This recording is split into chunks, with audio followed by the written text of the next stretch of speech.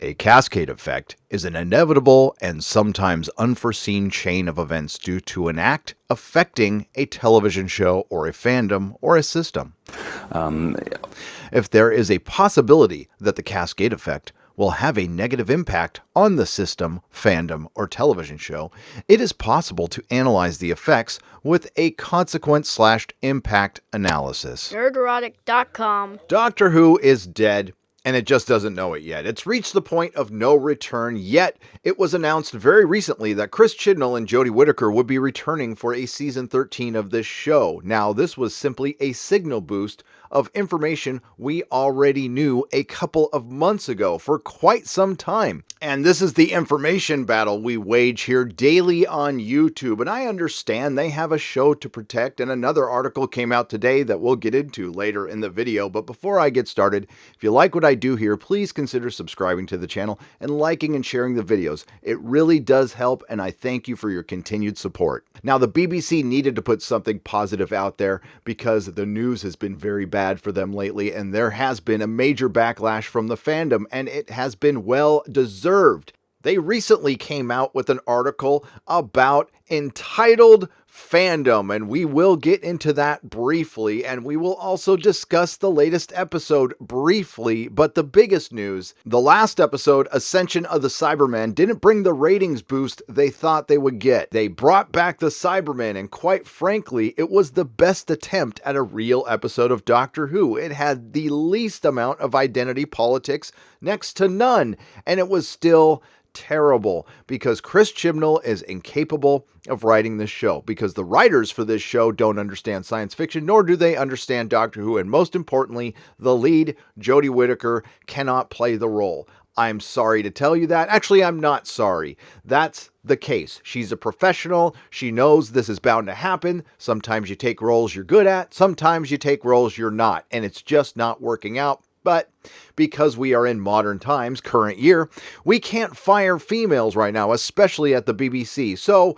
we'll just let our entire corporation go down in flames. Now, there's a possibility that the license fee might be decriminalized or done away with altogether, but that's going to be years away, apparently. And we're not going to bury the lead on this one. This is a massive blow for this show because I'm sure they were fully expecting a bump. They were promoting this episode for the last 3 weeks and not promoting the episodes that came out before it, and they had better ratings.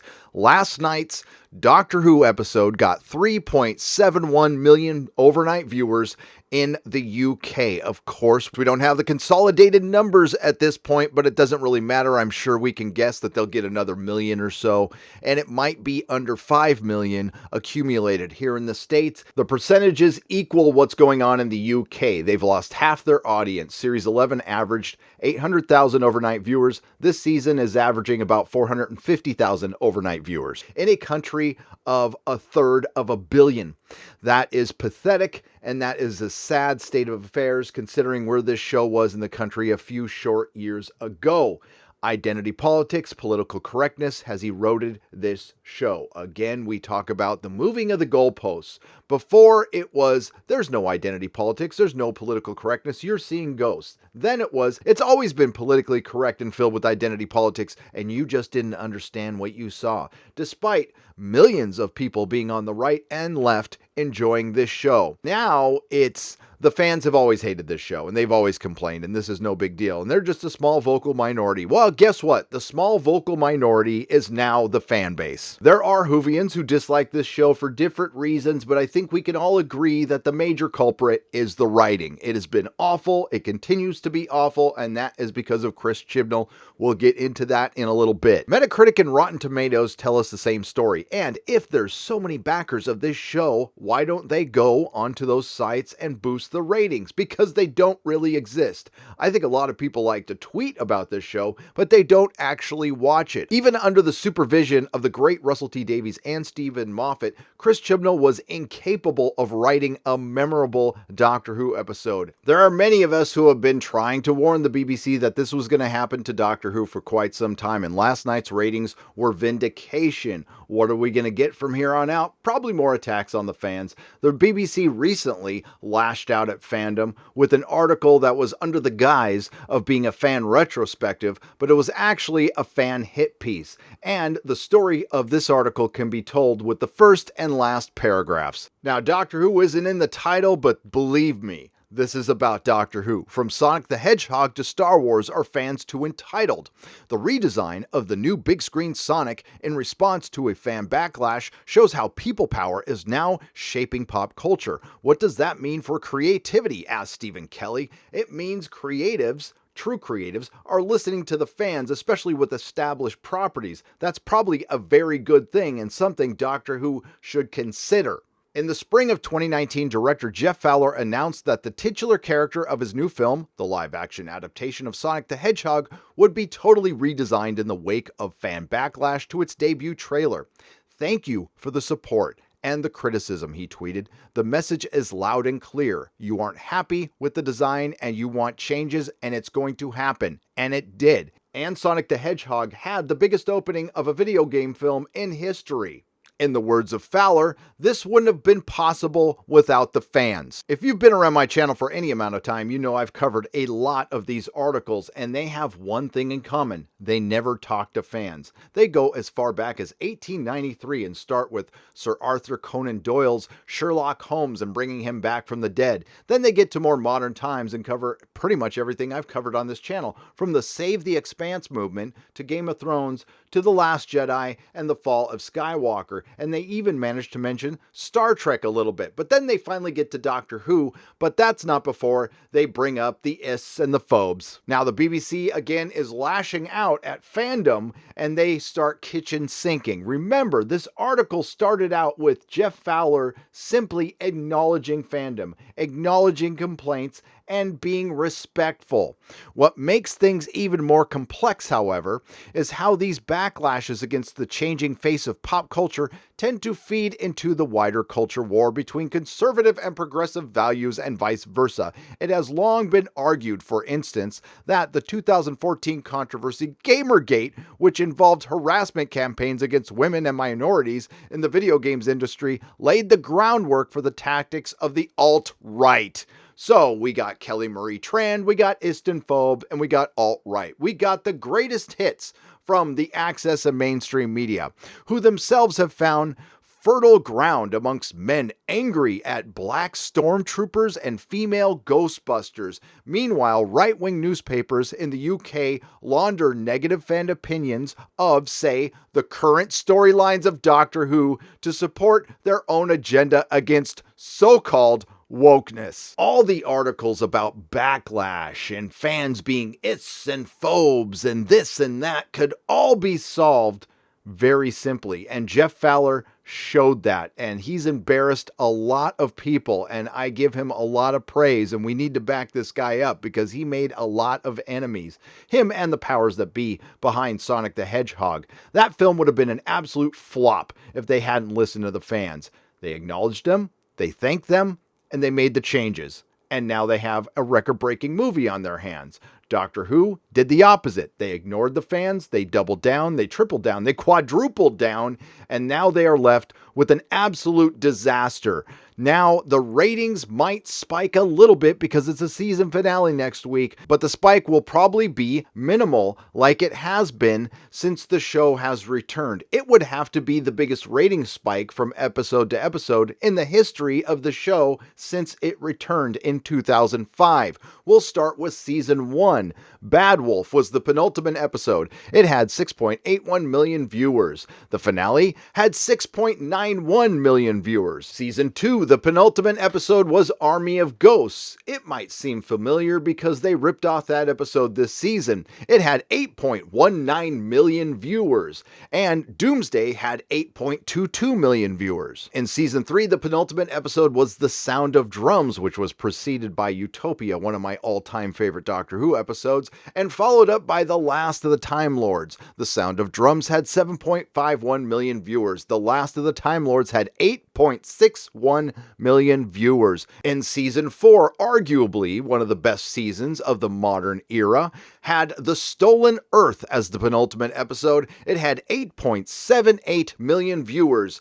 followed by Journey's End, which had 10.57 million viewers. Season 5 saw the Pandorca Opens receive 7.57 million viewers. The Big Bang had 6.70 million viewers, the first time a finale had dropped in ratings since Season 1. Season 6 closing time was the second to last episode. It had 6.93 million viewers, followed by The Wedding of River Song, which had 7.67 million viewers. Season 7, Nightmare in Silver, had 6.64 million viewers. The Name of the Doctor had 7.45 million viewers, again an uptick. Series 8, we had the brilliant Dark Water receive 7.34 million viewers, and the not-so-brilliant Death in Heaven received 7.6 million viewers. Then we go to Series 9 and the epic penultimate episode, Heaven Sent, the best acting job in an episode of Doctor Who done by anybody.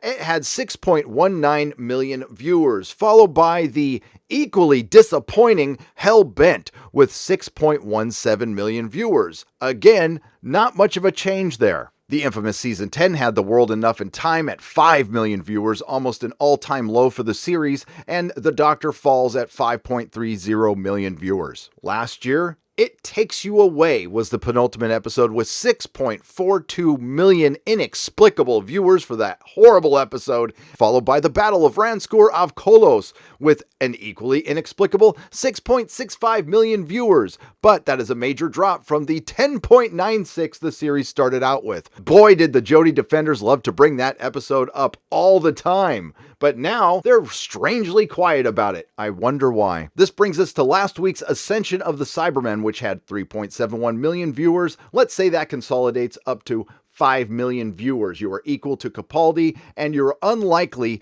to get much higher ratings than that in the finale. The only way those ratings are going up is if they bring back Captain Jack and David Tennant and have Russell T Davies write the episode. Otherwise, it's going to continue to slide into Series 13. But apparently, that doesn't worry the BBC that much. Remember early on in the video when I talked about putting out positive articles to counteract all the negative criticism? Deadline has provided something. This is what I call a gift from the content gods. Deadline, BBC drama chief defends Doctor Who, says it's a long way from being rested amid ratings drop. Of course they're going to say that. Of course they're going to say they have plans. Plans change. The BBC's chief drama Piers Wenger has defended Doctor Who following a drop in ratings and a mixed reception from fans for Series 12 of the sci-fi drama. At BBC Drama, even in London on Monday. Come on, Deadline. Event. Wenger was asked if he would consider resting Doctor Who given some of the malaise around the show, which is produced by BBC Studios and airs in the US on BBC America. Wenger offered a strong rebuttal in which he argued that the Time Lord franchise starring Jodie Whittaker, the first female Doctor played by Jodie Whittaker, and overseen by showrunner Chris Chibnall, is in fine fettle. Here are his remarks in full. Everything's fine. I've worked on Doctor Who myself and produced it for many years, and I can honestly say I don't think it's been in better health editorially. See? Our agenda is in good health. The production values have never been better. It's also not been funded by the BBC. It's funded by lots of international partners. In other words, we suckered a lot of international partners. It's an incredibly important show for young audiences. Unfortunately, young audiences aren't watching. It's still watched by families in a world where there are fewer shows that have the power to do that. And unfortunately, that's a bold-faced lie. Look at the 18 to 49 demo in the United States. It will always be an important show for us, and we're a very long way from wanting it to rest. Sure, a couple of years could be considered a very long way. Series 12 concludes on BBC One and BBC America next week, but it has been dodged by disappointing ratings. Sunday's penultimate episode hit a low of 3.7 million overnight viewers. What did I tell you? This was a big blow. Its 7-day ratings, including catch-up, have also been far from remarkable. I agree with you there. Meanwhile, there has been some disquiet among fans about the introduction of a second Doctor played by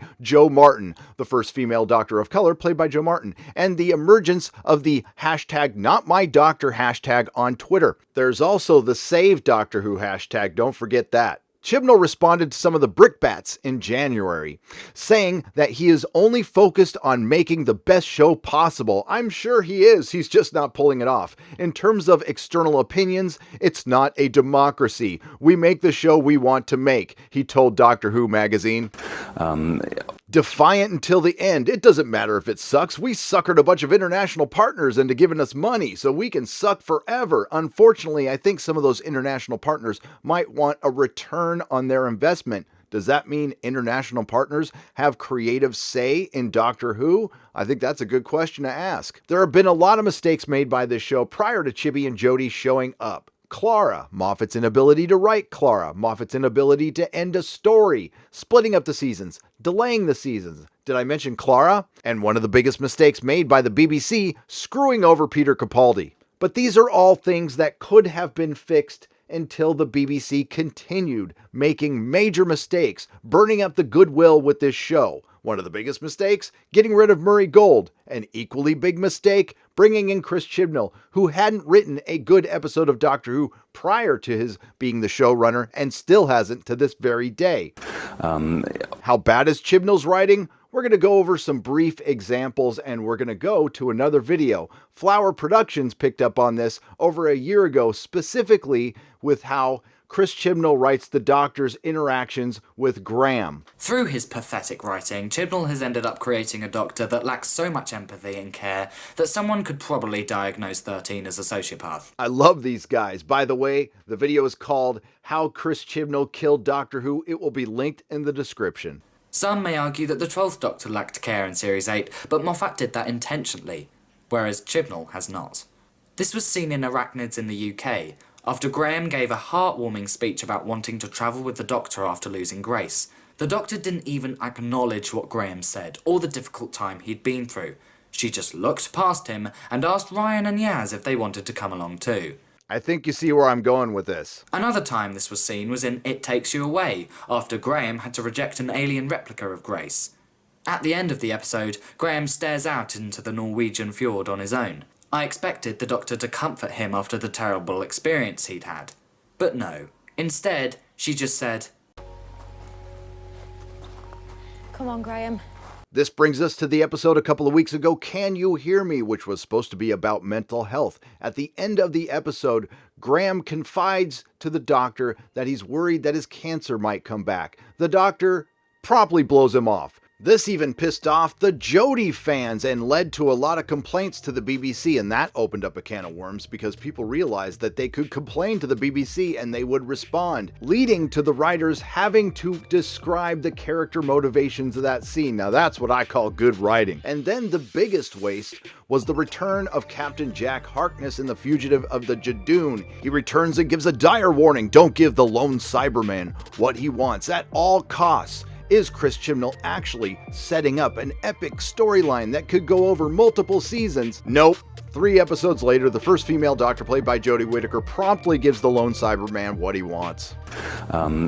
Again, a lot of mistakes have been made, canceling the Christmas specials, which typically get the highest ratings for the show. Also, bringing in Jodie Whittaker, changing the Doctor into a female, and saddling her with a bunch of partisan, preachy, politically correct politics. That doesn't help either because it alienates half your fan base, and now you're seeing it's very hard to get them back, especially when it's a fan base that's been built over decades. But oh, how you can destroy something so quickly. The BBC and Chris Chibnall were lazy and aloof in their approach towards changing the Doctor into a female. That was evident in the first episode. Normally when the Doctor regenerates into a man, it's traumatic. Imagine regenerating into a woman. There was no transition period whatsoever. The BBC was lazy because they knew it would split the fandom, and they did nothing. You either like the Doctor turning into a female or you're an ist and a phobe. And that has been their antagonistic approach since day one. And instead of trying to work with the fandom and win over some of the naysayers, say with some good customer service